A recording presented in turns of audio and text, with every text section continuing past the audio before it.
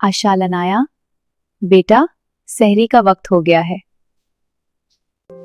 अम्मी क्या रोजा रखना मुश्किल होता है? नहीं बेटा, मुश्किल नहीं होता, हम सब मिलकर रखते हैं। जी अम्मी, हम सब साथ कर। शुरू में थोड़ा, लेकिन अल्लाह आसान कर देता है। नवैतु अन असूमा गदन लिल्लाहि तआला।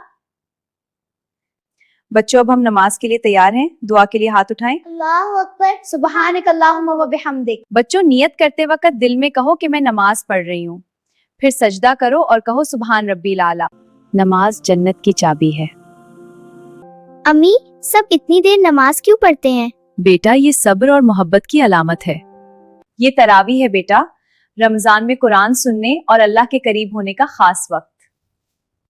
चलो बेटा मस्जिद में दुआ करेंगे। अभी अल्लाह के नाम से शुरू करते हैं, बिस्मिल्लाहिर्रहमानिर्रहीम। चलो आज हमारे पड़ोसी के लिए राशन छोड़ते हैं। हाँ बेटा, कि इन्हें खुशी मिले।